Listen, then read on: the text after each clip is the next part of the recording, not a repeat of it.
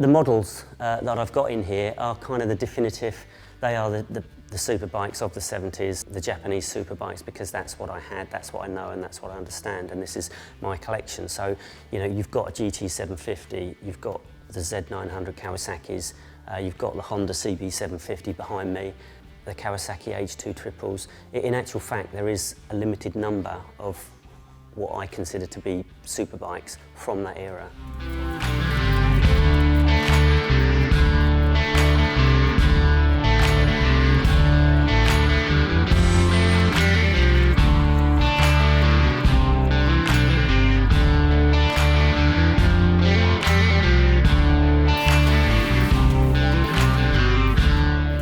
Riding bikes from this era, it's not an old-fashioned experience, it's a classic experience, but it's modern enough. You know, you can still have a blast on them, you can cruise on them if you want to. They've all got a distinctive sound. Every bike in here has a, you know, enthusiasts from this time will recognise these bikes in a heartbeat.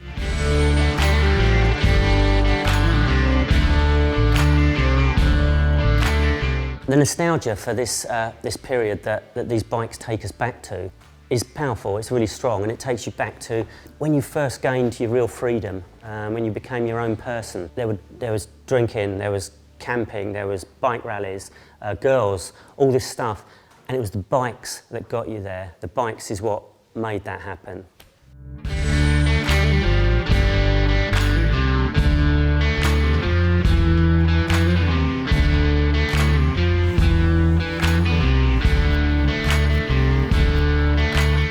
Every single bike, I bought it because I personally want it. I just want to create a collection of really great examples of these models. As other stuff comes along, you know, occasionally I'll sell one, I'll let one go, and to be honest, it hurts. You know, I'd like to keep them all. I genuinely would like to keep them all.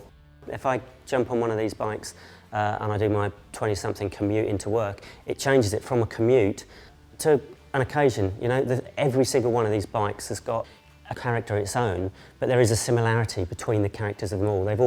It's very, very difficult to put into words, but just from, you know, looking at when you glance down at the needles on the instruments, to the distinctive noise, to the whole feel of them, you know, most of them have got bars out here, and they just feel, they feel special.